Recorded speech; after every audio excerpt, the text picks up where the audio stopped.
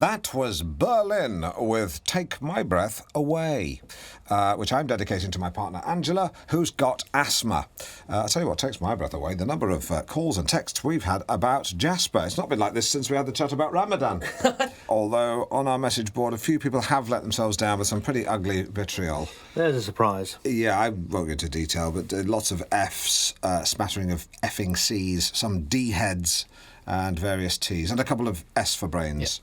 Yep. OK. Right. Time once again for... Shut up! Time once again... 1,000 apologies. ...for our local hero of the week. Sponsored by Benson and Hedges. And you'll remember last week it went to Andy Deacon, a father of three who was on a school roof retrieving a football and found the body of a cat, which he returned to its owner very thoughtfully in a silk-lined shoebox. Once again, you've been calling with your tales of public spirit, heroism and daring do. I'm sure it's what Alexander Graham Bell had in mind when he invented the telephone. Good humour.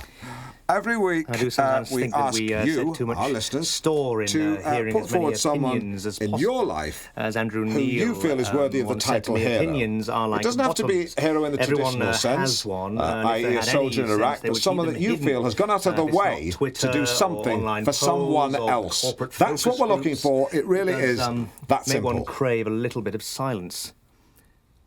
Unbelievable. Hello, June. Hello?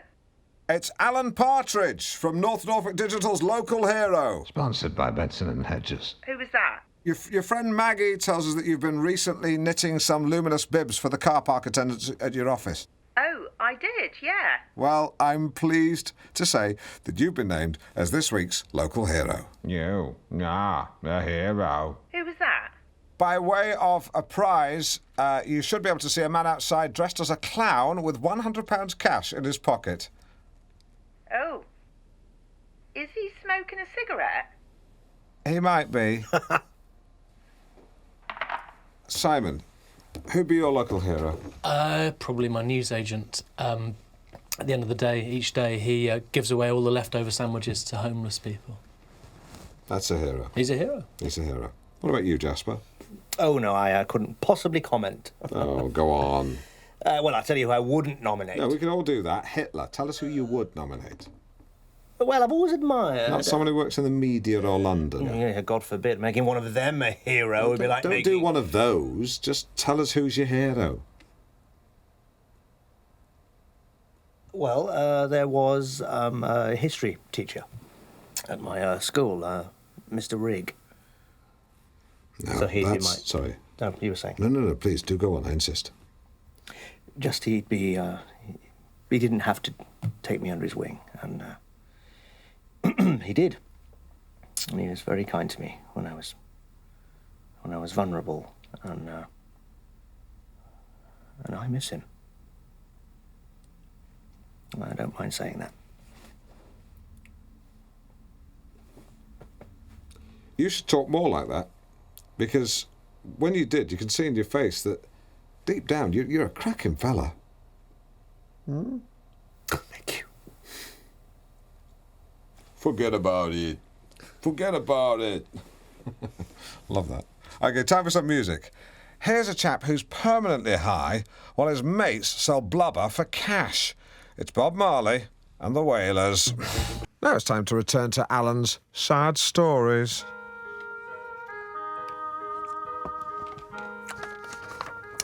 So things were going well between Gareth and I, but that was when our relationship took a twist that neither of us could have predicted. Shit, she writes, because Gareth died. But I married his twin brother, because he had a twin brother who was identical. He had eyes like a cow too. So everything was back to normal again. Until one day I discovered Gareth's brother in a compromising position with a box of Quality Street. He'd eaten 3 or 4 in sudden succession and completely ruined his appetite for the chicken dinner I'd so lovingly prepared. I was totally crushed. It was then I realised that Gareth's brother had a chalk problem. Nothing would get in the way of his addiction.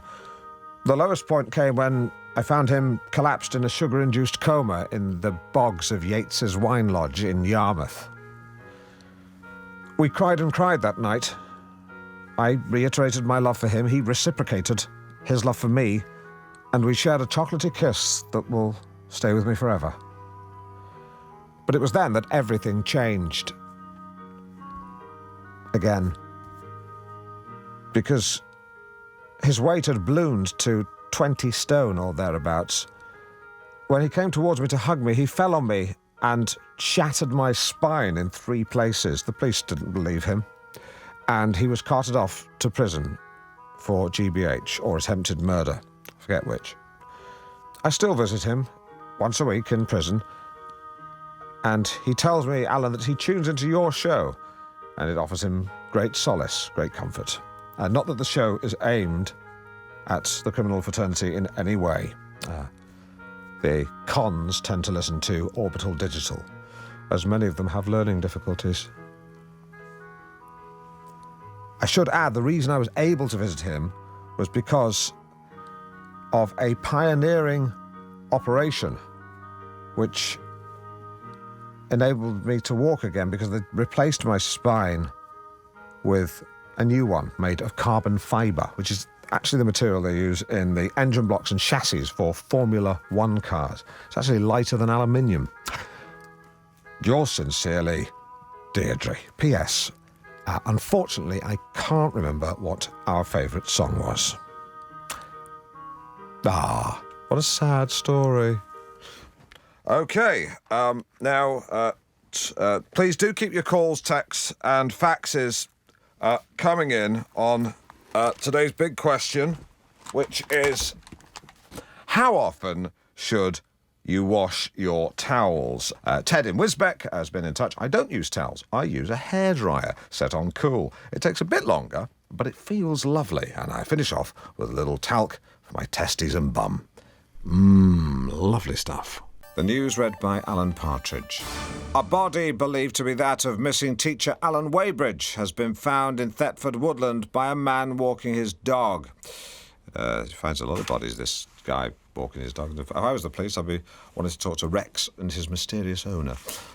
And Norwich residents have expressed dismay after the newly opened library was vandalised by youths. If you ask me, that's Banksy's fault. So thanks, Banksy. Thanksy. Easy. And a quick announcement from the team here at North Norfolk Digital. Today sees the launch of new guidelines for on-air conduct following the temporary suspension of the disc jockey Alan Partridge. What about Banksy? I mean, you know, it starts with a picture of a couple of coppers having a kiss, which makes you think about society.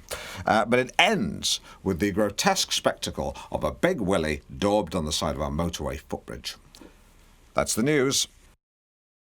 The robot time is 15:30. I'm Alan Partridge, in for Dave Clifton. Drive time. Come on, Norfolk. Let's go home. Let's hear where you enjoy a coffee sponsored by Costa.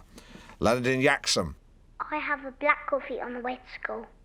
How old are you? 5.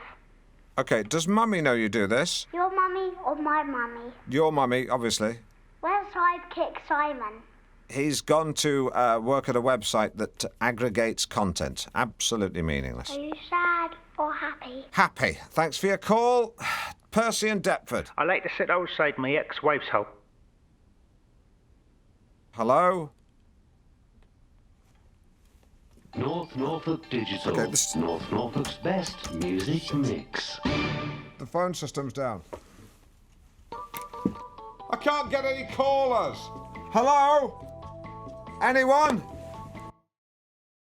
The brain of Carol Vorderman, the body of Carol Vorderman, the face of Julia Bradbury, hands Nanette Newman, legs Jessica Ennis, backside of a Strictly Come Dancer, stitch it all together, and Bob's your uncle. You could call it Bob. Jotted down traffic lights, and I'm going to stick my neck out here and say that I think that Amber is obsolete because it stems from a period where... Today's Celebrity Big Head did that. Edmonds again. Or did I? Was it Hungerford? I don't know why I'm asking you.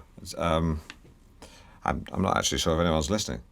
Could be talking to myself.